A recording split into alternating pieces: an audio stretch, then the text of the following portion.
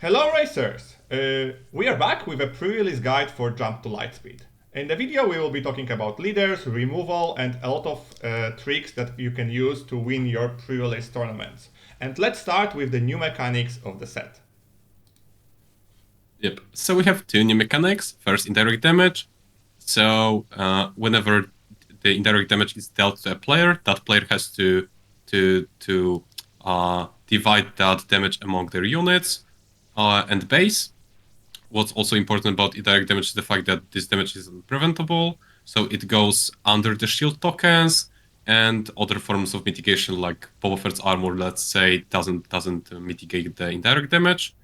Besides indirect damage with piloting, so quite a lot of units in this set have the piloting keyword, and when you play them, you can play them either as a unit or by playing the piloting cost instead. You can attach them as an upgrade to a vehicle, and then that vehicle gets some sort of benefit in a lot of cases, either when played or maybe when that unit attacks or whatever. And then another thing that is worth mentioning is the fact that a vehicle can have only one pilot, and you can replace them. So, like, let's say a vehicle has a pilot, you can't play another pilot on that unit and just get rid of the one that you played before. Yeah, and the other thing that is worth mentioning is that most of the pilots has really good abilities when they are played as a pilot, but often are understated when played as a unit. So you should be worried if your opponent has an untapped vehicle in play. Okay, so let's go with the tier list for the leaders. We do not think there is an S tier leader in the set for pre-release and limited formats, but we think there are two leaders that you should never play, and those are Holdo and hold on, hold on, Trench. Both of those leaders, one of them don't have really big synergies in the set because there is not that many resistance unit, and deploying really late as a 6-drop with mediocre stats and ability you will not really be using that much during the game makes her almost unplayable. And Trench, on the other hand, his ability goes through your deck really fast.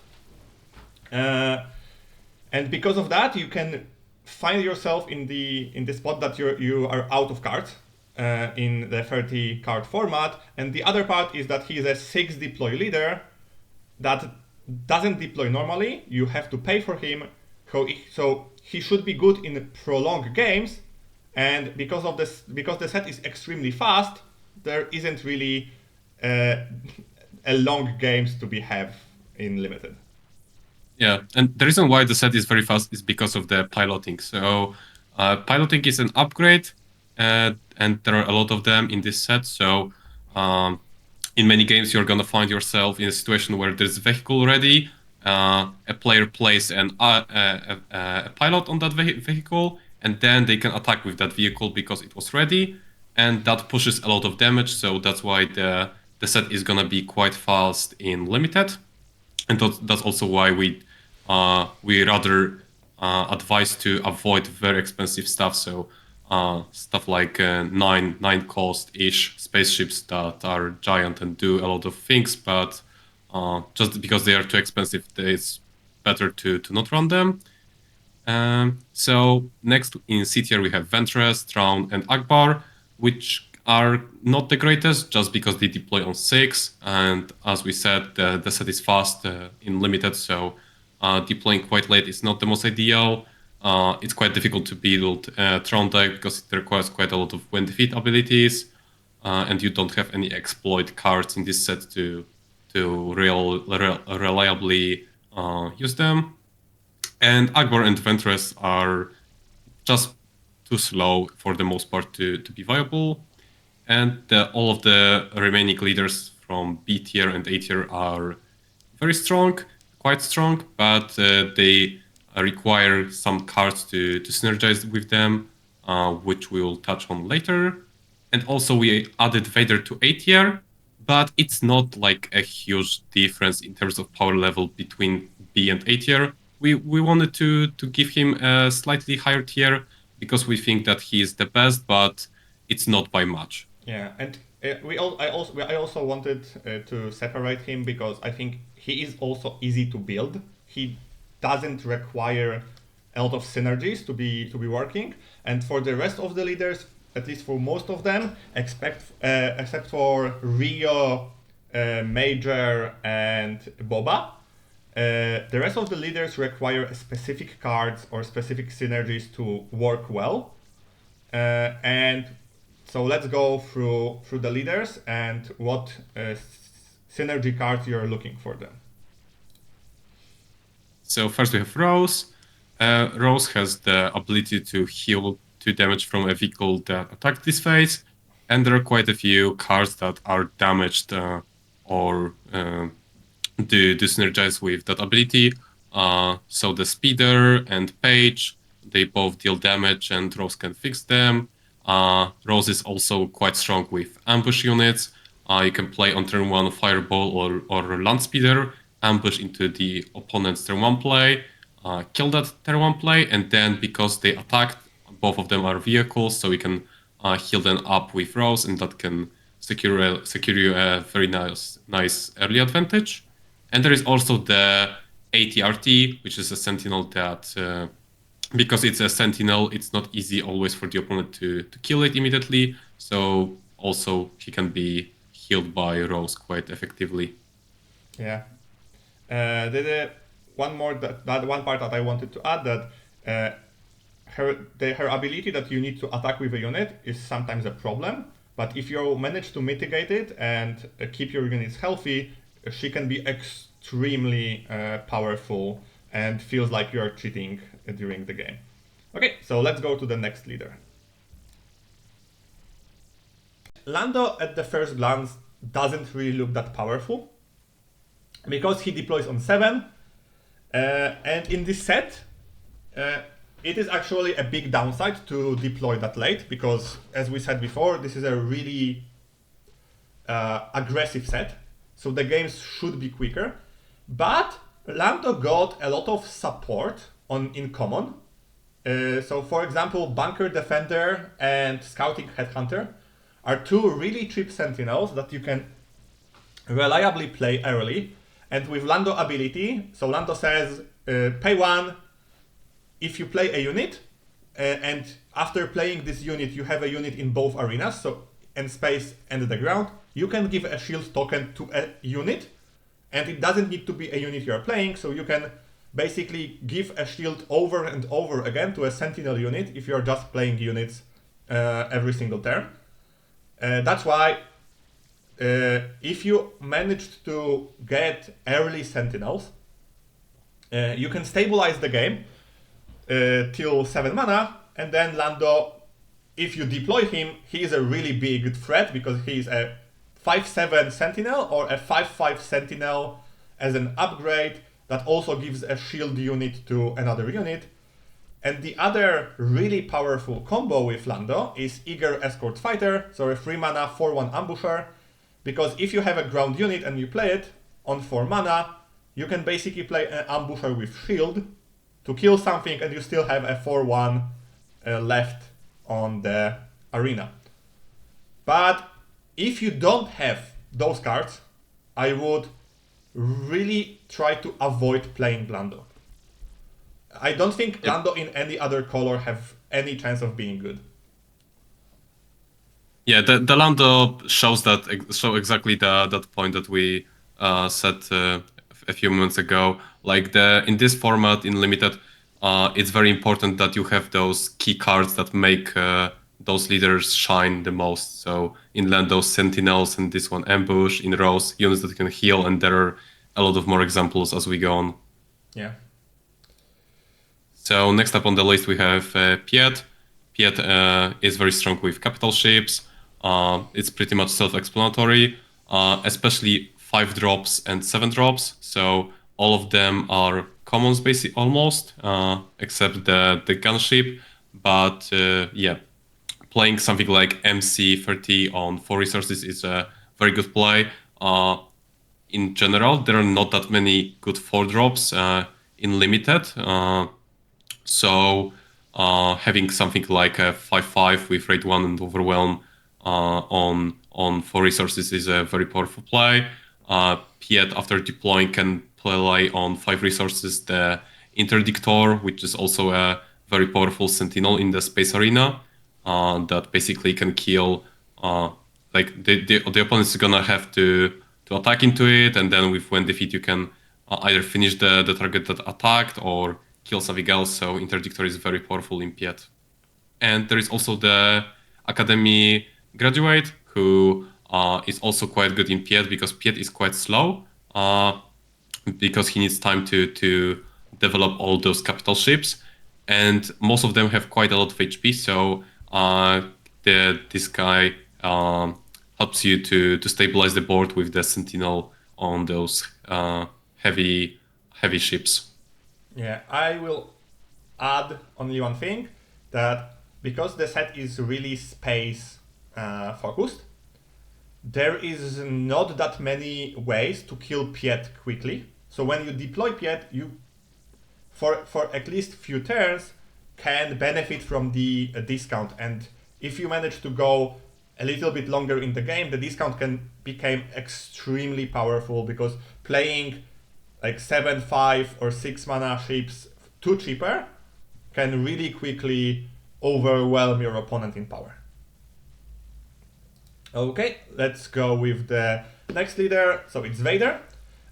Vader doesn't really have that much synergistic cards, but the thing that you really need to emphasize when you are playing him is that you always try to have a vehicle on board to trigger his ability.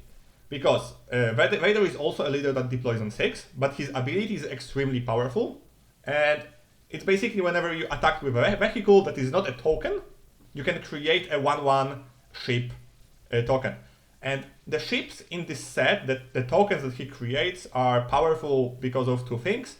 One, because it's still a 1/1 unit that can attack, but the bigger thing is that you always have a vehicle to play your pilots on, so you can always benefit from the core mechanic of the set.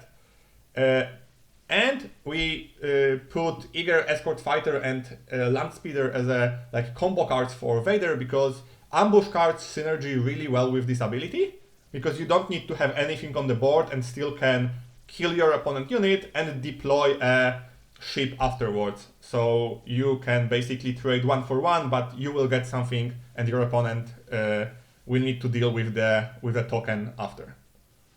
Yeah, agreed. So next we have Wedge. Wedge has a few cards that really get a lot of value when you play pilots on them, like the Resistance X-Wing, Razor Crest. But another important thing about Wedge is having 1-drop pilots, so you can play a 2-cost spaceship on turn 1, and then immediately in the first round use the Wedge ability to play someone like the Dagger Squadron pilot to have that big unit on very first round. And yeah, in general with Wedge, you really want to make sure that you have a lot of vehicles, because it's easy to have a lot of pilots, but first you need to have enough stuff to play those pilots on. Yeah, it can be tricky, because you should have more vehicles than pilots in Wedge, even though it's a little bit contradictory, because his ability cares about piloting, but you need to have something to play the pilots on, and because vehicle can only have 1 pilot, you really don't want to run into the situation when you need to play your pilots as units. And next we have Luke. And Luke is, for me, a really polarizing leader. He can be extremely powerful if you manage to keep a fighter in play. But if your opponent is able to stop you from playing or just kills your fighters, you basically play a leader without an ability, which is a little bit hard, because with Luke, the games either go, you win extremely quickly and you feel really strong, or you lose extremely quickly and you feel like you didn't have a leader at all. So for me, this is a leader that I would need to have a really specific deck to pick, because I don't think playing Luke without really strong synergy with fighters would be a good idea. But when you have this synergy, he can be extremely powerful. Yep. Next we have Phasma. Phasma surprisingly has only one like key card for her, which is the Capitan Phasma, the green unit, and technically you can say that all of the first orders units are very important with Phasma, but the Phasma unit that comes at 5 resources is especially important because you can play her during when you deploy your leader. So Phasma deploys on 5, and then you play the Phasma for 5 resources. You immediately buff your leader for +2/+2, and then the Phasma that deployed can attack for 6 damage, plus with her own attack ability additional 1 damage to the base and 1 to the opponent's units. So yeah, Phasma can do a lot of value when combined with the green Phasma, and in general with the First Order cards, she's quite good. And basically doing 1 damage with her ability for free is also quite nice. You'll lose initiative in a lot of cases because of that, but yeah, it's still quite a bit of damage anyway. So yeah. Yeah, but I think you will always need to think on the flip leader with Phasma, because playing a First Order is the most important on the turn and you flip her. So it's the best if it would be the Phasma unit, but any First Order you have, you should always keep at least 1 for the turn when you flip her. Yeah, play something like Husk and another free drop would be also nice. Yeah, exactly. Playing a First Order on Phasma's deploy is basically crucial to make her strong. And nextly we have Poe. Poe that for some people were one of the most powerful leaders in the set. In testing, he was okay. His action to deploy as a 2/1 upgrade is powerful, but sometimes can cause you a little bit of a problem, because as we said, a lot of cards in the set are pilots. So if your leader takes a slot of a pilot on the card, you can have a lot of dead cards after. So building Poe really requires you to play much more vehicle focus than pilot focus. And it can be done.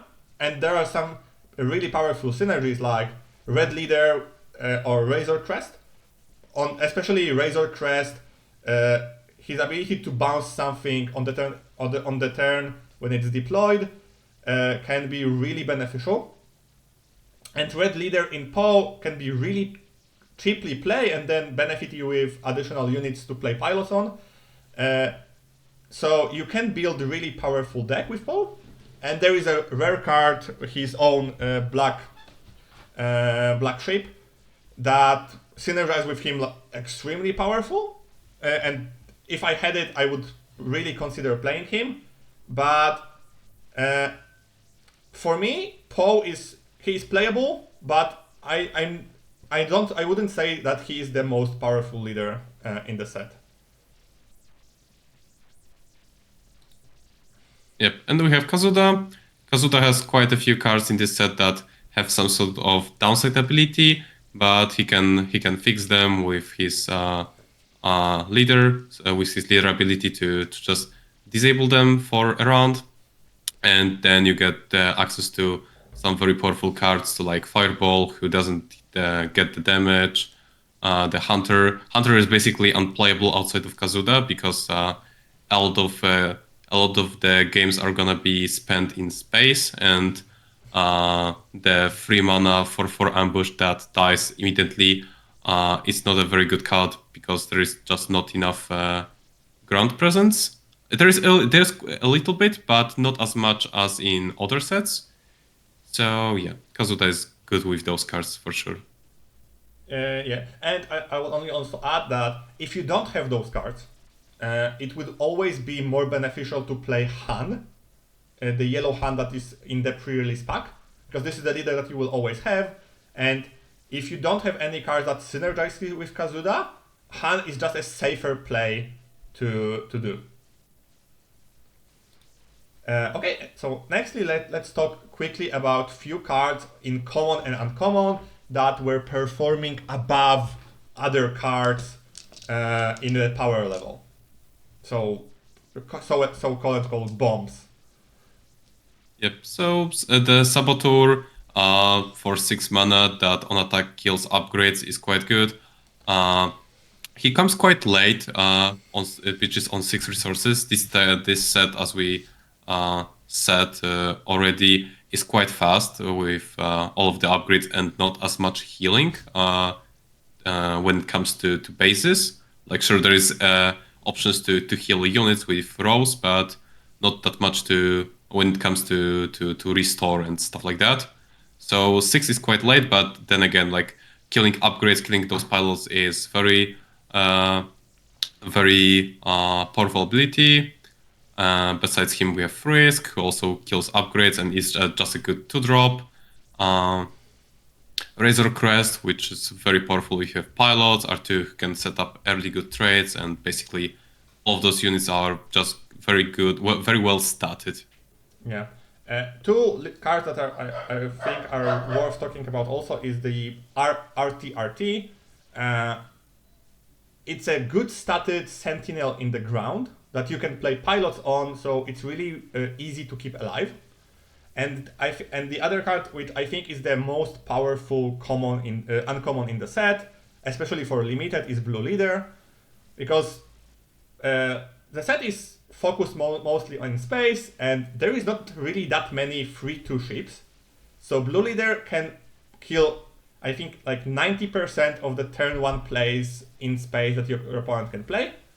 And if you do it, you are in the really great position to snowball the game out of it. Yeah, basically Ambush is very powerful keyword in limited. Yeah.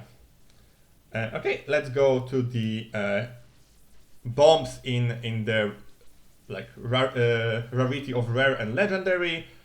So because of the changes in the distribution, legendary cards will be more common than they were in the previous set.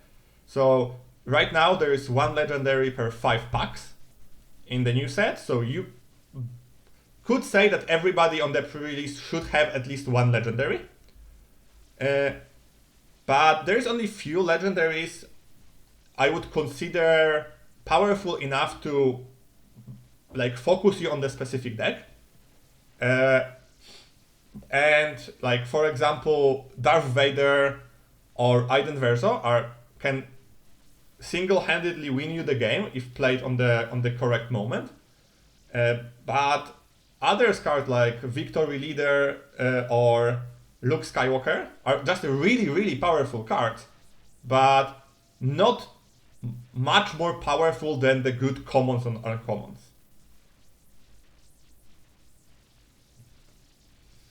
Okay, so let's go with cards that are traps. So the cards that you should avoid or understand when you can play them to not like trap yourself in playing an archetype that doesn't really work. Yep. So there are a few trap concepts in limited in this set. So indirect damage is not that strong in general, because in a lot of cases you're gonna be racing with the opponent. So dealing indirect damage in those cases is especially underwhelming because the opponent has a lot of units, so they can just deal that damage to those units, and because how many of them are on the field, it's not gonna be that relevant. The damage is not gonna be as relevant. We added a Starhawk, so 9 mana ship that has ambush and quite good ability, but he just comes late, and this concept is basically applicable to most of the expensive cards in this set. Just this set is very fast, so in limited, so it's tough to play those cards, even though they seem quite good on paper. And the rest of the cards is basically just cards that are very specific or basically slow. So that's why I did that. That's why they are weak Yeah. in the trap category. Yeah, I would also say that prepare for takeoff, even though most of the cards in the set are vehicles, paying 2 mana to draw 2 is a decent benefit, but the set is so fast that if you waste a turn doing nothing, you can just not recover the value that you lost. So that's why it's on the trap cards, and I think I would always prefer to just play other 2-drop than try to draw from prepare.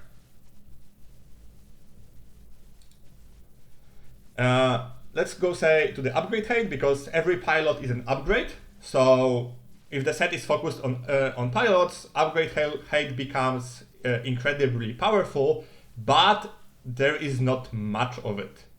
As we said before, Insurgent Saboteurs just has a good stats. The ability to remove upgrades is really relevant in the set.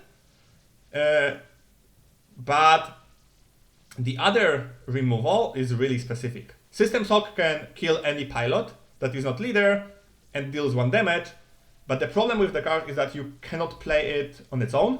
So if your opponent doesn't play pilots or doesn't have upgrades at the moment, this card doesn't do anything. Because the 1 damage is only works if you removed an upgrade from your opponent.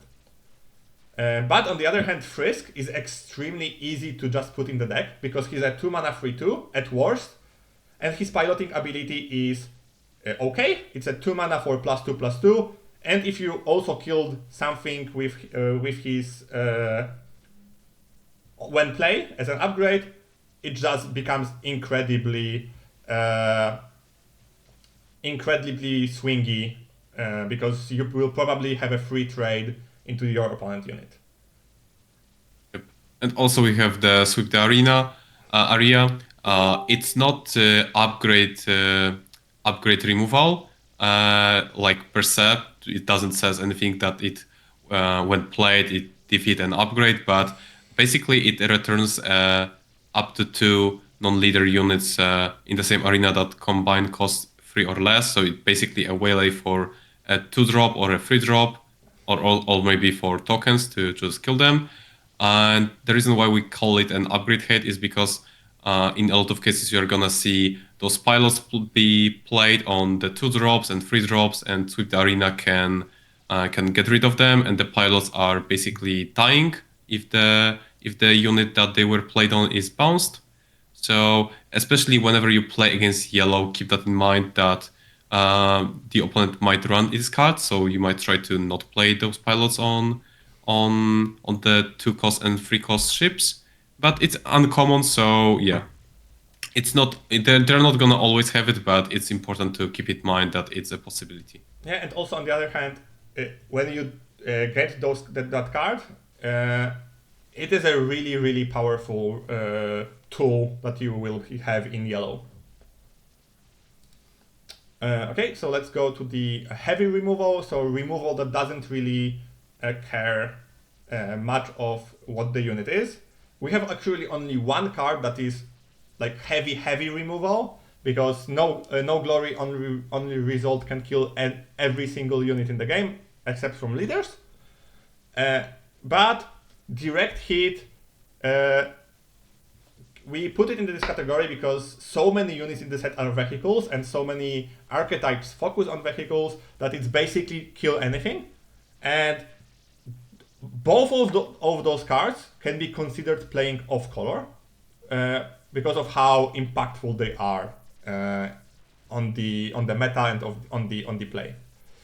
Yeah, direct hit, especially because it's a common. No glory is rare, so you might not find it in your packs as often, but direct hit is a card that really carries blue when it comes to power level in this set.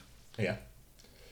Okay, and now conditional removal. We have this set has a lot of removal, and at the same time it doesn't really have a lot of removal because of how conditional it is.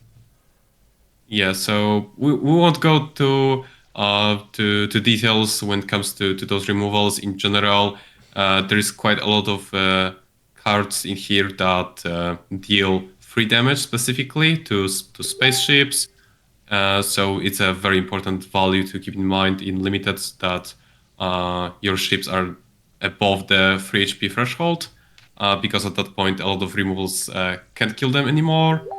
And yeah, that's the main takeaway from the conditional removal in my eyes. Yeah, like it's tough to play around everything here because there is just a lot of it, basically. Also, the thing that you need to remember that there is not really that much removal for ground units.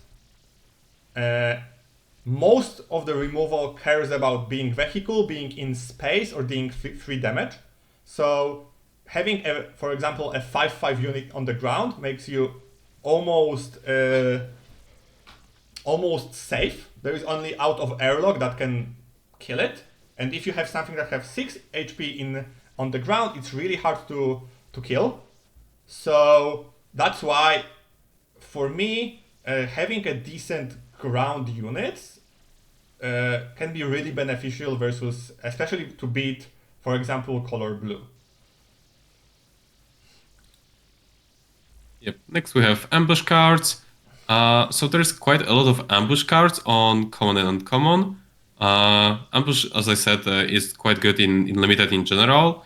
But a lot of the ambush cards here are just kind of underwhelming when it comes to what they present. So the 5-cost gray 3/6 ambush that can attack space units, but when it does that, he gets -1, -0 for the attack.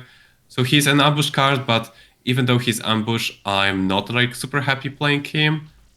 He's sort of a filler. Thai ambush squadron is also quite underwhelming, surprisingly, because 2 damage doesn't kill that much. And the contracted hunter only is basically playable in Kazuda. Like if you really have to, you can play him outside of that, but I would avoid that. I would really try to avoid that. And other ambush cards are good, and we already talked about them, like Fireball, the Eager Escort, and Blue Leader, and stuff like that. Yeah. I would also want to just add that whenever you play pilots on your units, it would be really beneficial if you can go above 4 HP. Because Eager Squadron Fighter is a common, it's pretty decent in like Vader and Lando, so you can expect it to be quite common. And of course, Blue Leader, if you manage to get it in your pool, you will play it.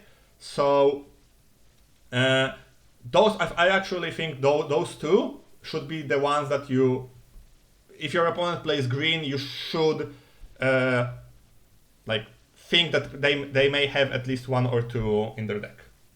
Yeah, basically try to play around them if possible. Okay, so lastly, let's go. Let's tell you what we think about the colors.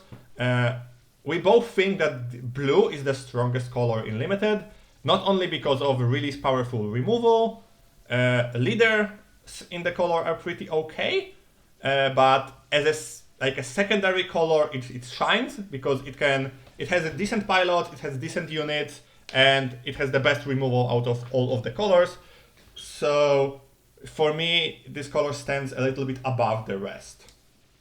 Yeah, so this list here is mostly about secondary color. Like if you have a leader that you want to play, these are the colors that you should try to focus to pair them with.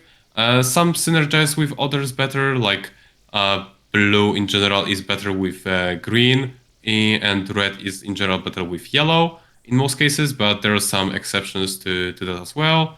And in general, colors in these sets are quite close when it comes to power level. So like there is not a single C tier color, and yeah, you should mostly just focus on what you have in your card pool, and yeah, you can just keep in mind that stuff like colors like blue are generally the best and yellow is the worst, but they're both viable.